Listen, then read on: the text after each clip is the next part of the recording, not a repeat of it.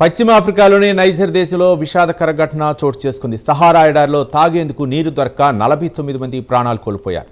మాలిలో జరిగిన ఒక మతపరమైన ఉత్సవానికి వెళ్లి తిరిగి వస్తున్న సమయంలో ట్రక్కు పాడైపోయింది. నైజర్ అల్జీరియా సరిహద్దుకు సమీపంలోని అస్సామాకా పట్టణానికి దాదాపు 80 కిలోమీటర్ల దూరంలో ఈ ఘటన జరిగింది. డ్రైవర్ ప్రయాణికులు వాహనాన్ని బాగు చేయడానికి ప్రయత్నించినప్పటికీ లాభం లేకపోయింది.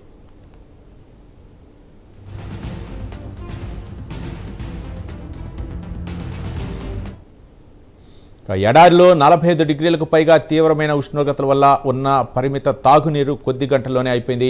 3 రోజుల పాటు నీటి చుక్క దొరక్క నరకయాతన అనుభవిస్తూ 49 మంది మృత్యువాత పడ్డారు. ఈ ఘోర నరకం నుండి 2 ప్రయాణికులు అదృష్టవశాత్తు ప్రాణాలతో బయటపడ్డారు.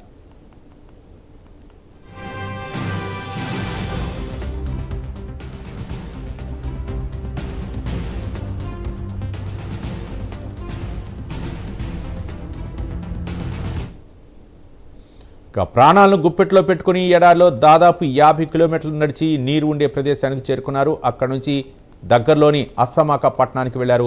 అధికారులకు సమాచారం ఇవ్వడంతో వారు హుటాహుటిన ఘటనా స్థలానికి చేరుకున్నారు. అప్పటికే అంతా మరణించి చెల్లాచెదురుగా పడి ఉండటాన్ని గమనించారు. కొన్ని మృతదేహాలు కుళ్లిపోవడం మొదలుపెట్టాయని అధికారులు చెబుతున్నారు.